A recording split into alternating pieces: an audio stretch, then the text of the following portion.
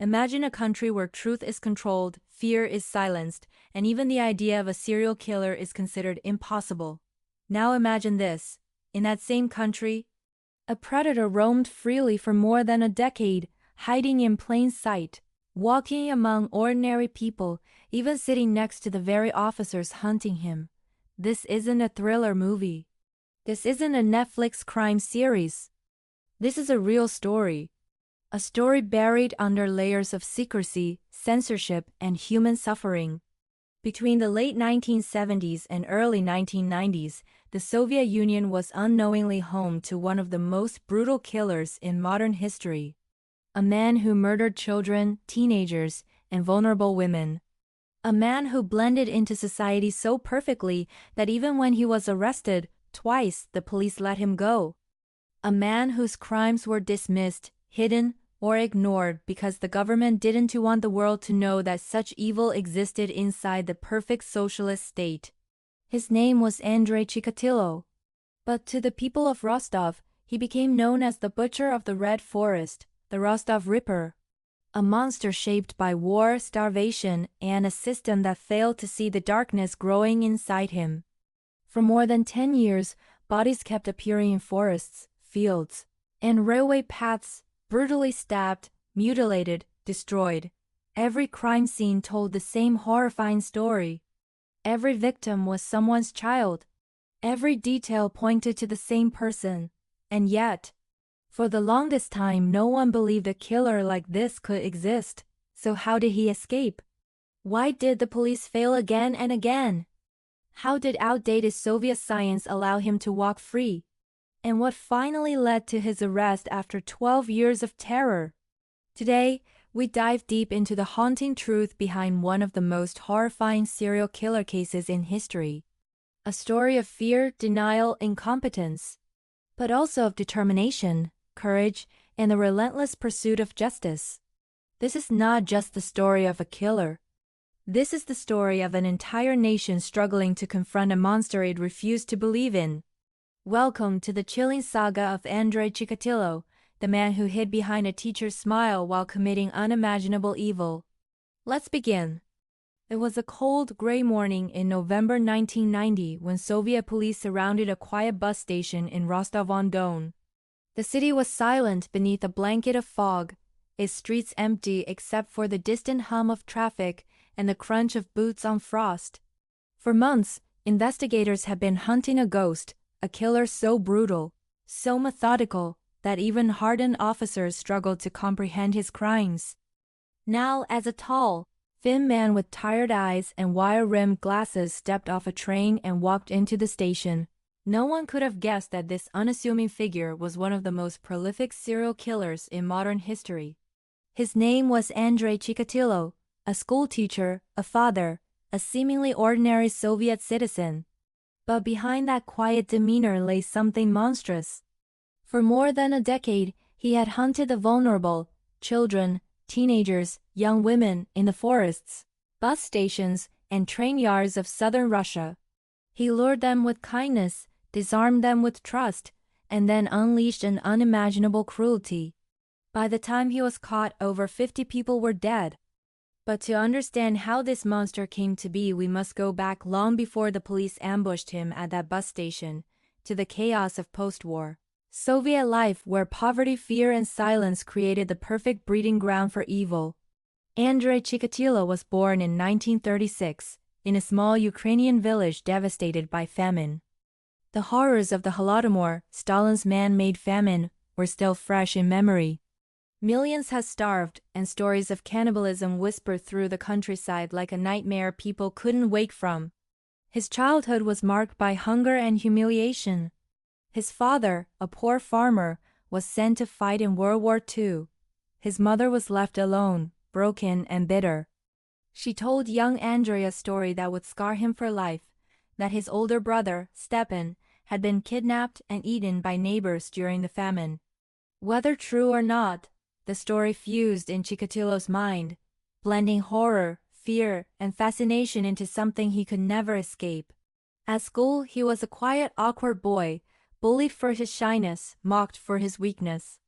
He excelled in academics but struggled to connect with others. By his teenage years, he began realizing something deeply troubling. He was incapable of intimacy. He suffered from impotence, a condition that left him ashamed and isolated. In a society that valued strength and masculinity, this was his greatest humiliation. He felt invisible, powerless, and soon that powerlessness began to mutate into rage.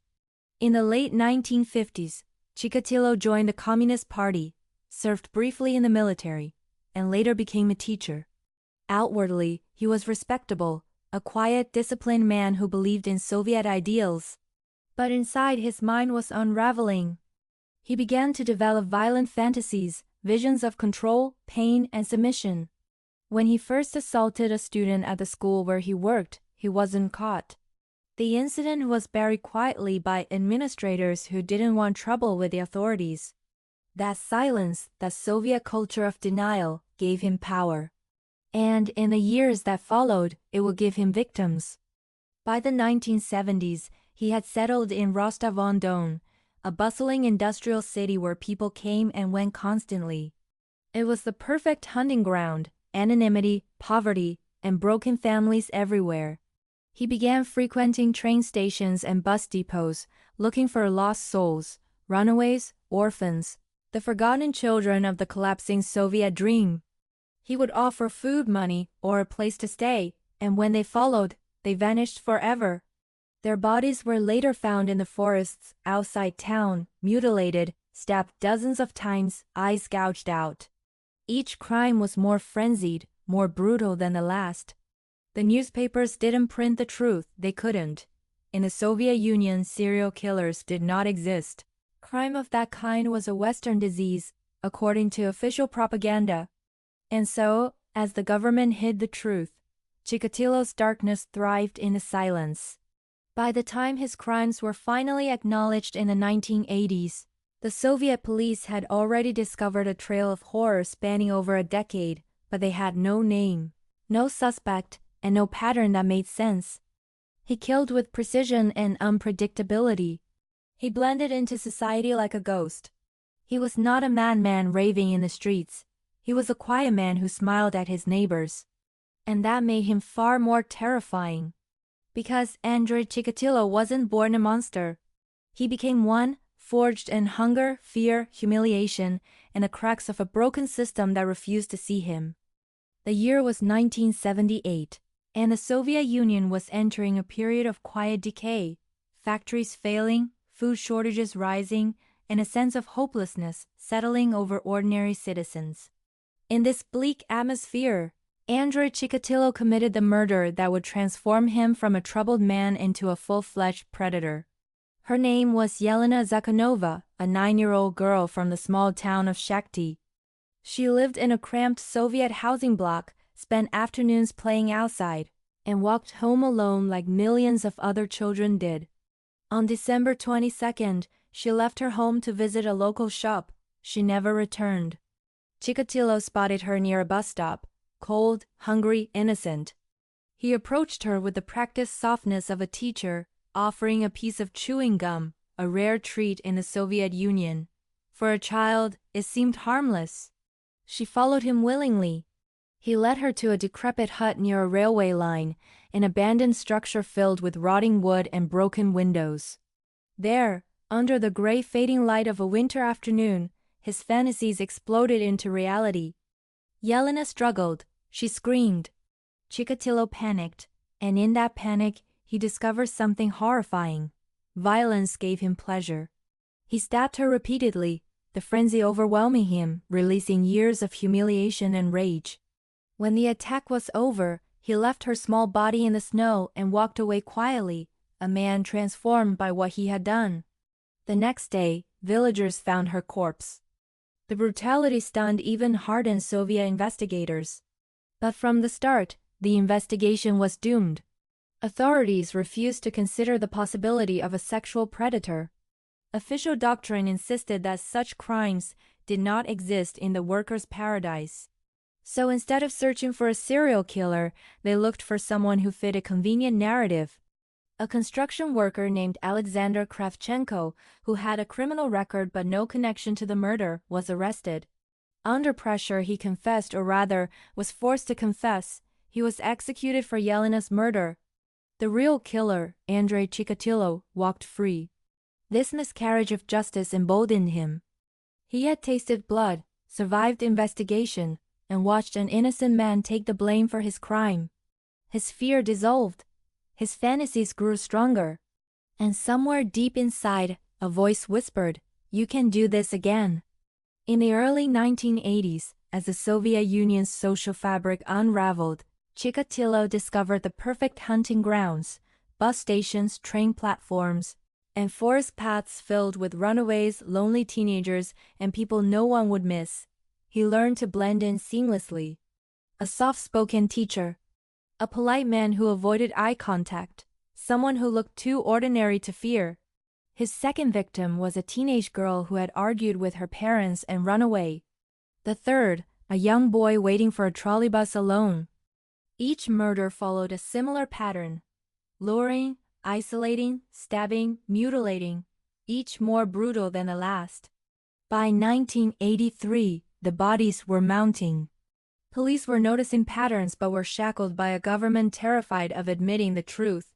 A serial killer was stalking Soviet citizens. The silence gave Chikatilo room to evolve, room to experiment, room to become the most prolific killer the Soviet Union had ever faced. And yet, despite everything, he remained invisible, a harmless-looking man with glasses, a briefcase, and a monster growing behind his eyes. By the early 1980s, the forests surrounding Rostov-on-Don had earned a terrifying name among locals: the Red Forests, not because of autumn leaves but because the soil itself hid the darkest secrets of a collapsing Soviet society. It was in these quiet, isolated woods that Andrei Chikatilo transformed into something far more dangerous than a murderer. He became a hunter. Rostov was a perfect breeding ground for his crimes.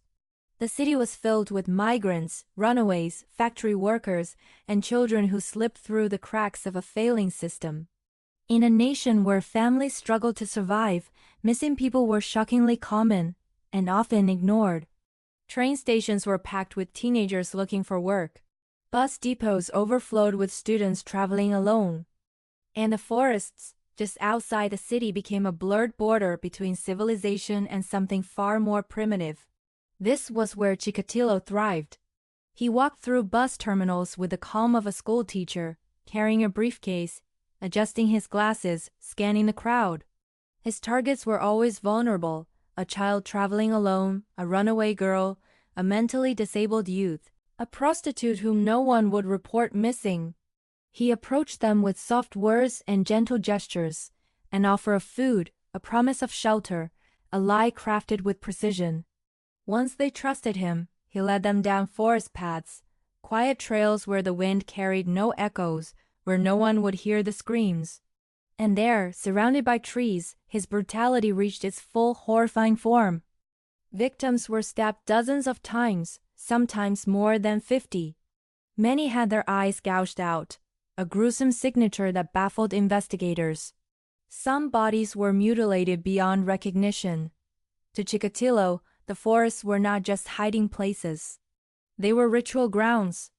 Every attack released years of humiliation, rage, and frustration. He felt powerful, alive, in control, everything he could never be in the real world. But while the Red Forests concealed the crimes, they also revealed something investigators couldn't ignore. This was no ordinary murderer. Body after body turned up in the woods, each more brutal than the last. Children, women, teenagers. Pattern was undeniable, at least for detectives on the ground. But the Soviet system itself resisted the truth. A serial killer? Impossible. Western propaganda, officials said. Admitting such a monster existed would mean admitting the system had failed, and the Soviet state simply couldn't allow that. So reports were buried, evidence was tampered with, families were silenced. Meanwhile, Chikatilo grew bolder. His attacks moved from forests to train yards, from bus stations to remote fields. Sometimes he killed in broad daylight. Sometimes he left bodies in places where they would be discovered quickly, as if daring the police to catch him. Fear began quietly spreading across Rostov. Parents warned children not to travel alone.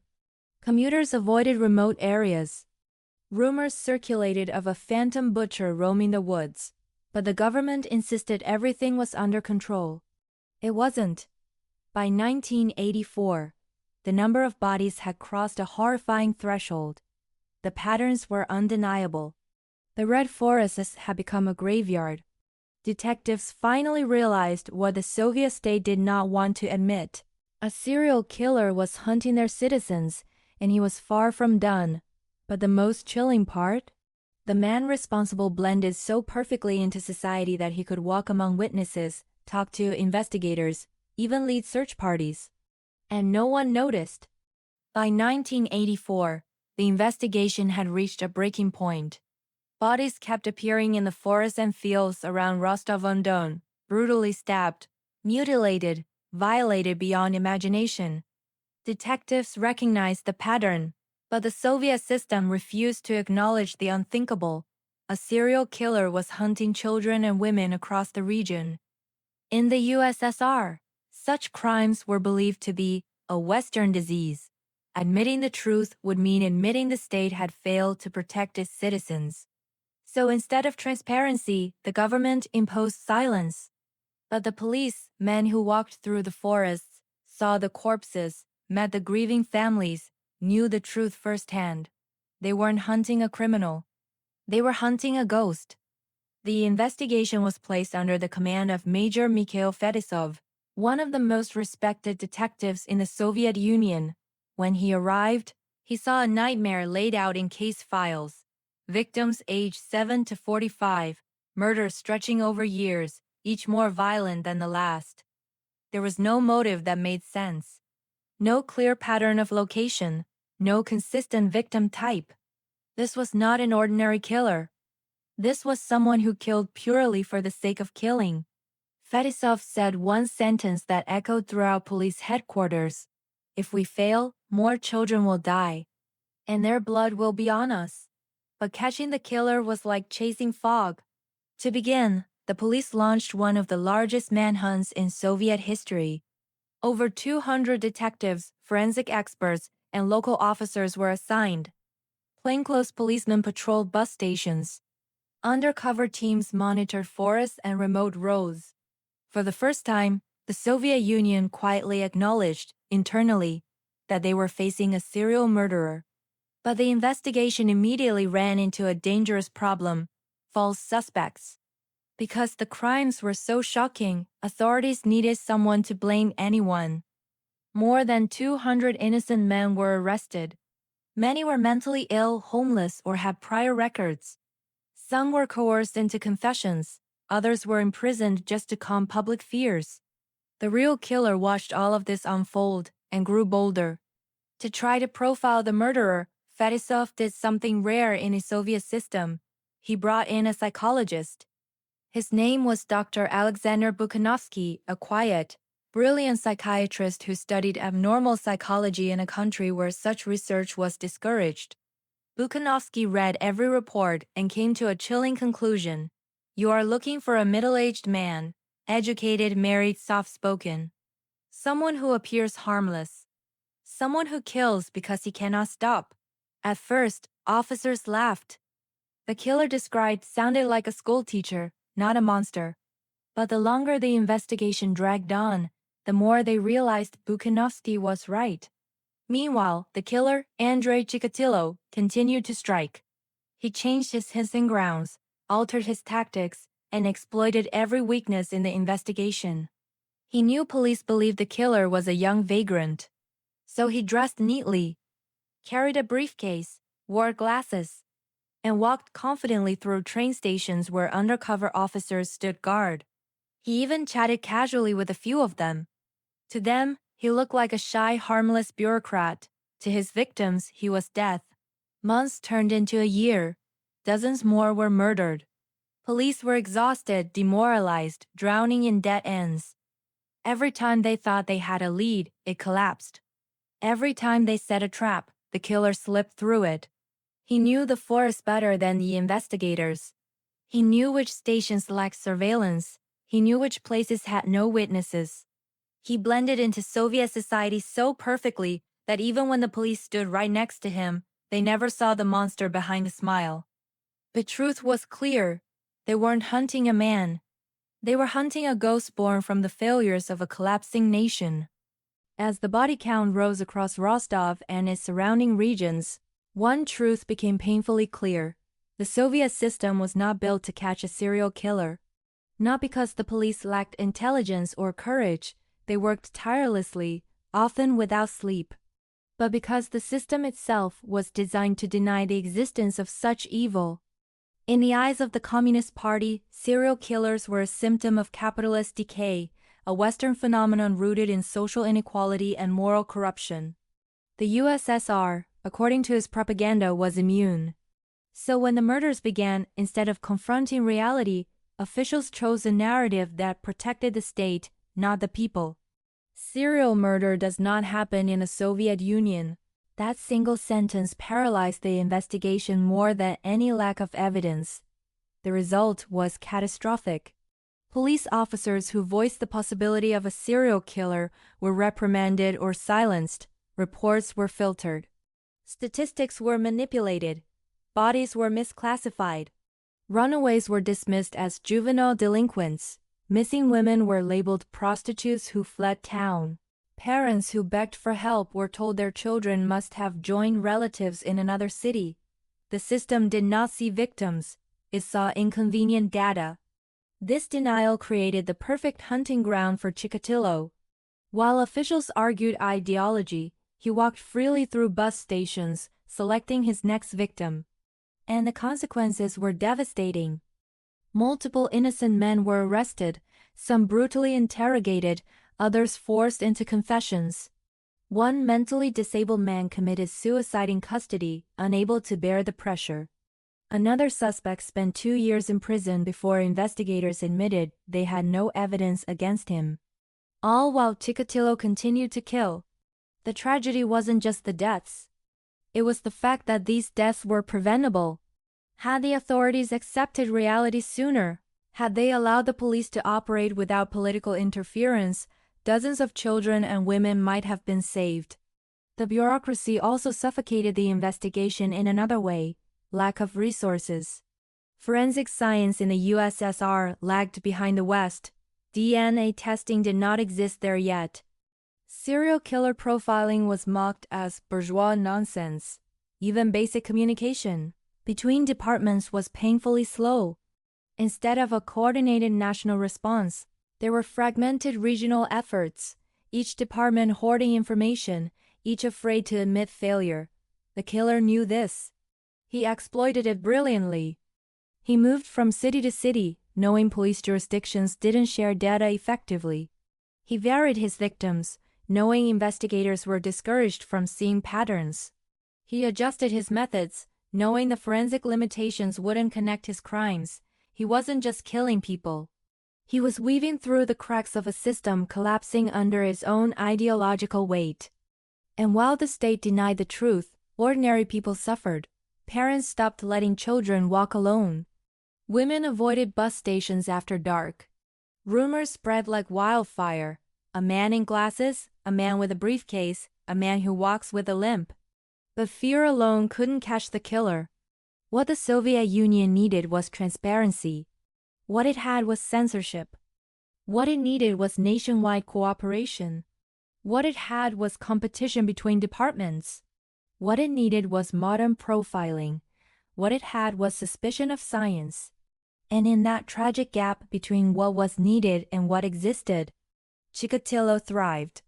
The system did not just fail to stop him. In many ways, it helped create him, and then protected him through silence. By 1984, the investigation had reached a critical point.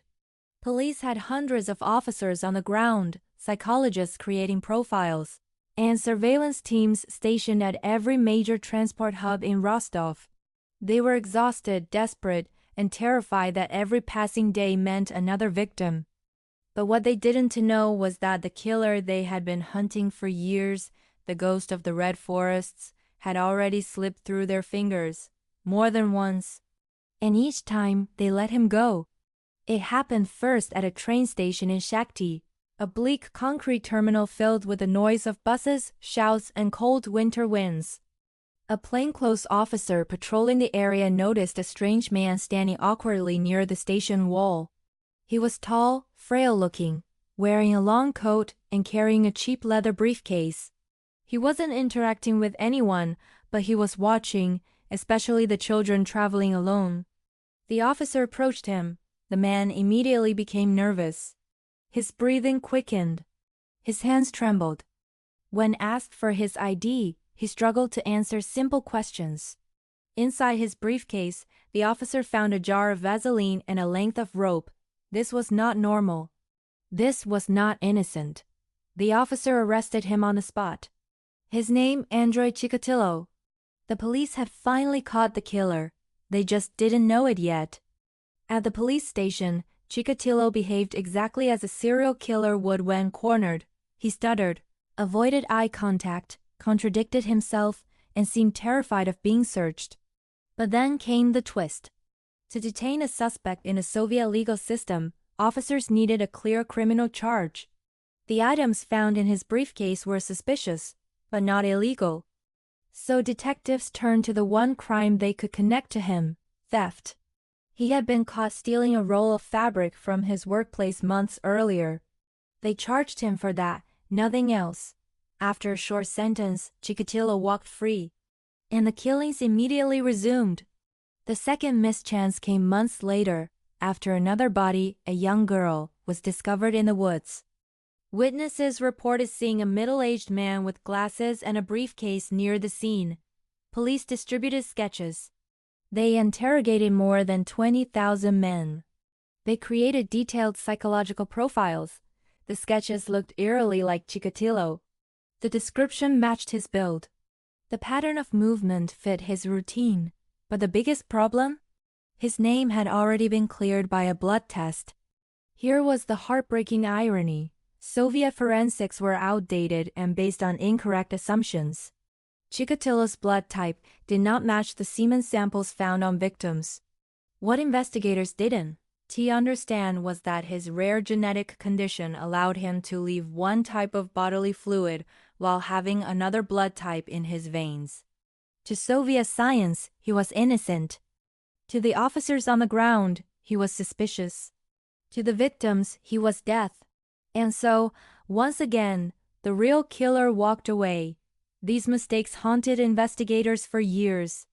Because in the months after his release, Chikatilo committed some of his most brutal murders, including the killing of young boys whose bodies were found mutilated in ways that shook even hardened detectives.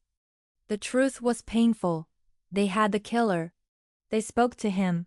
They searched him. They arrested him. And they let him go.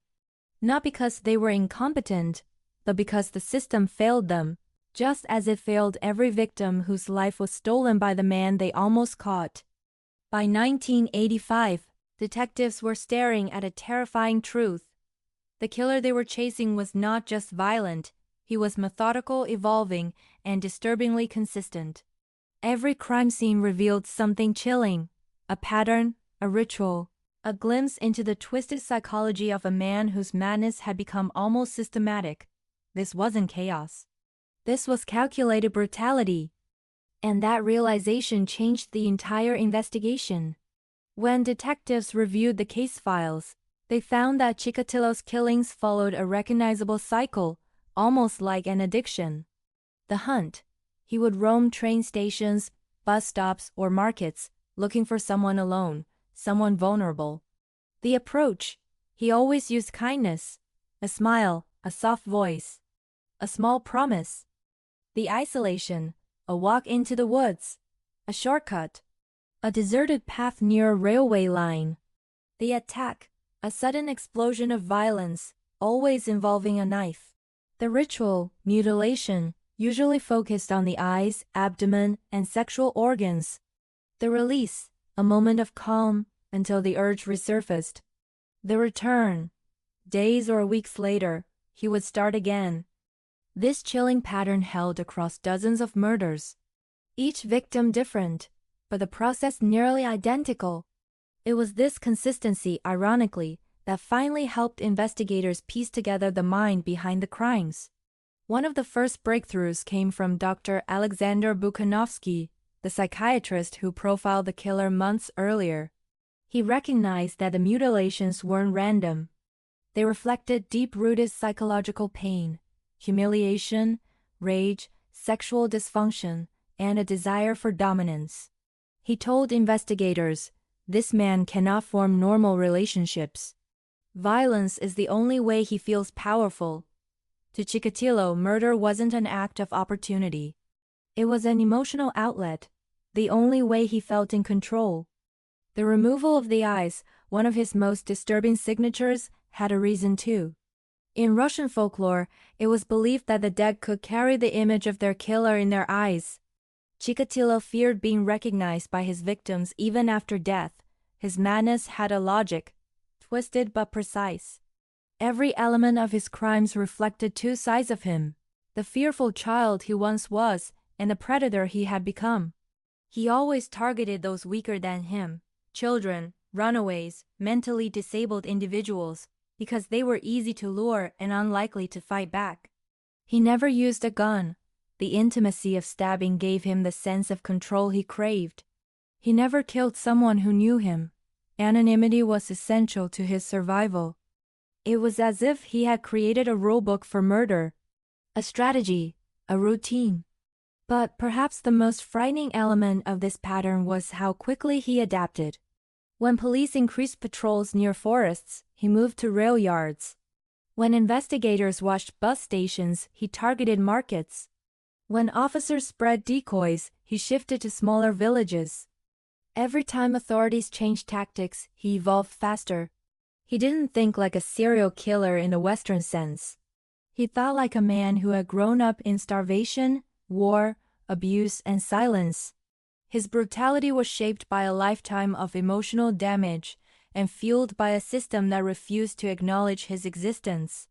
To investigators, the truth became clear. They were not just hunting a madman. They were hunting a man who understood his own madness better than anyone else. And that made him almost impossible to catch. By the end of 1990, the hunt for the Rostov Ripper had reached its most desperate stage. For more than 10 years, children and teenagers had vanished from bus stations, forests, and railway lines. The killer had slipped past police patrols, fooled investigators, and even survived earlier arrests. But this time, the situation was different. The Soviet Union was collapsing, censorship was loosening, and investigators were finally allowed to admit the truth. A serial killer was operating openly, and he had to be stopped. Major Mikhail Fetisov, now graying from stress and exhaustion, ordered the largest coordinated surveillance operation in Soviet history. More than 360 plainclothes officers were tasked with watching every train station, bus stop, wooded path, and remote crossing where the killer had struck before. Their mission was simple: don't chase the killer, make the killer come to them. One of those officers was Lieutenant Igor Rybakov, a young but sharp detective who understood the case better than most. He had studied every map, every pattern, every detail of the killer's habits. He knew Chikatilo used public transport. He knew Chikatilo preferred isolated trails behind train tracks. And he knew the murderer often returned to old hunting grounds, sometimes out of confidence, sometimes out of instinct. On November 6, 1990, a freezing gray afternoon settled over the Don River area. Rybakov was patrolling the woods near the train station at Lesnichestvo, a location that has seen multiple killings. And then he saw him, a thin, balding man with glasses, wearing a long coat, carrying the same cheap briefcase witnesses had described in the past, walking alone into the woods, with a young boy trailing behind him. Rybakov's instincts screamed. He followed them at a distance, careful not to alert the suspect.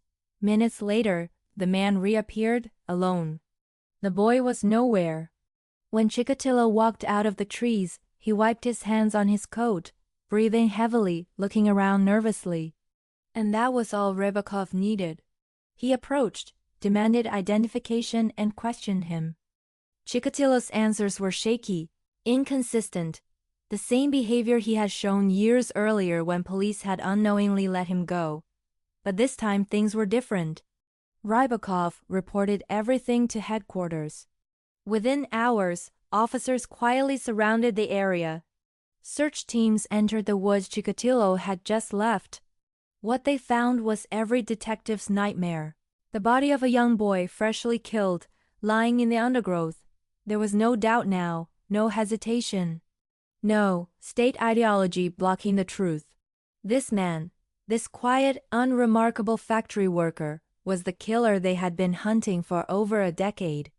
When officers approached him again the next morning at his factory, Chikatilo didn't fight. He didn't run. He didn't even pretend to be confused. He simply sighed, a long defeated exhale, as if he had been waiting for this moment. For the first time in years, the police had the real killer in custody. The ghost of Rostov finally had a face. But no one was prepared for what he would confess next. When Andrei Chikatilo finally sat across from investigators in the Rostov interrogation chamber, the room felt heavier than ever before. For 12 years, he had walked among ordinary people, a teacher, a father, a quiet man with glasses, while committing the worst series of murders in Soviet history. Now, he sat trembling, lips pressed tightly, refusing to speak. Officers interrogated him for hours, but every question was met with silence. He looked down at his hands, shook occasionally, then retreated back into stillness. The detectives knew he was their man, but without a confession, the case was only half won. Then, Major Fetisov made a bold, unconventional decision. Call Dr. Alexander Bukhanovsky, the psychiatrist who had created the killer's eerily accurate psychological profile years earlier. Bukhanovsky entered the room not as an interrogator, but as someone offering understanding. He spoke softly, almost gently. You've suffered a long time, Andrei. Your life has been full of pain you kept hidden. You didn't choose these urges. They controlled you. For the first time, Chikatilo looked up. His eyes were wet, exhausted, as if someone had finally spoken the truth he had been running from his whole life. And then the dam broke. He began to talk. What followed was one of the longest, most horrifying confessions in criminal history. Chikatilo spoke nonstop for days, describing each murder with chilling precision, details only the killer could have known. He admitted to murdering 53 people, though investigators suspected the number could be higher. He described how he selected victims: lonely children, teenagers who had run away, women waiting alone at bus stops, boys walking home from school. Anyone who was vulnerable became his prey. He explained how he approached them, offering food, shelter, or simply kindness. His victims never saw the danger behind his quiet voice. Once alone in the woods, he attacked suddenly. Stabbing brought him a twisted sense of power, a release from the humiliation he had experienced his entire life. He mutilated bodies not out of anger, but because it gave him relief. The most disturbing detail was his obsession with the victims' eyes. He believed the dead captured an image of their killer, so he removed their eyes to destroy what he called the last witness. Detectives listening to him felt sick. Some stepped out of the room to breathe. Others clenched their fists until their knuckles turned white. But Chikatilo himself? He spoke with a strange mixture of relief and pride, as if confessing finally freed him from the torment inside his mind. He even recreated some killings using mannequins, demonstrating every movement calmly, almost mechanically. There was no remorse. No guilt. Only a lifetime of darkness finally spilling into the open. When the confession ended, investigators felt two emotions at once: relief, the ghost of Rostov had finally been unmasked, and horror, at the magnitude of the evil sitting silently before them. For the first time in 12 years, the truth was undeniable. A man who looked like a quiet schoolteacher was, in reality, the most dangerous predator the Soviet Union had ever seen. The trial of Andrei Chikatilo began in April 1992 in a courtroom overflowing with grief, anger, and disbelief. Families of victims traveled from across Russia and Ukraine, mothers clutching faded photographs, fathers unable to control their trembling hands. For them, this wasn't just a trial. It was the final chapter of a nightmare that had consumed more than a decade of their lives. But even before the verdict, one thing was clear: this would not be a normal trial. Chikatilo entered the courtroom inside a metal cage, an iron enclosure built specifically for him. Officials feared he might attack someone, or that enraged parents might kill him before the trial concluded. When the cage door opened, gasps rippled through the room. This wasn't a monster with glowing eyes or a towering figure of evil. He looked like a frail, aging man, balding, thin, wearing oversized glasses and an ill-fitting suit. But the crimes attached to his name, the unspeakable brutality, the dozens of innocent children and women, the cold confessions, transformed that cage into a symbol of the horror he carried within. Throughout the proceedings, Chikatilo behaved in ways that shocked the court. He laughed at inappropriate moments. He shouted bizarre statements about being a martyr. He exposed himself. He argued that the police framed him, despite his detailed confession. Some said he was pretending to be insane to escape punishment. Others believed his twisted mind was finally unraveling publicly. But the court-appointed psychiatrists declared him fully sane, fully aware, and fully responsible for every crime. The prosecution presented overwhelming evidence: his confession, the matching victim details, the forensic DNA links, surviving witnesses, and the psychological profile that matched him perfectly. As each victim's story was read aloud, the courtroom felt the weight of every missing child, every broken family, every life destroyed. The parents cried silently. Detectives stared at the floor. Even hardened journalists wiped their eyes. This was not just a legal process. It was a collective mourning. After months of testimony, the judge finally read the verdict: guilty. 52 counts of murder in the first degree. One of the most prolific serial killers in modern history. Chikatilo stood in silence, no tears, no remorse. Just the same blank expression he had worn for years. Then came the sentence: death, execution by a single gunshot to the head. For the families, it was a moment of bittersweet closure. Nothing could bring their loved ones back. Nothing could erase the trauma or the memories. But at least justice, however late, had arrived. On February 14, 1994, in a small soundproof chamber inside a Novocherkassk prison, Chikatilo was executed. A single bullet. A life of unimaginable brutality brought to an abrupt end. He died the same way he had lived, quietly, without remorse, without apology. The Soviet state that had once denied his existence was gone. The forests where he hunted grew silent again. The children of Rostov could walk without fear. But the scars he left behind, on families, on investigators, on an entire nation, would last for generations. In the end, the final verdict was not just the court's decision. It was society's acknowledgement of a painful truth. Sometimes, the worst monsters do not come from myths or stories. They walk among us, unnoticed, unchallenged, hidden behind ordinary faces. And it takes a nation years to finally unmask them.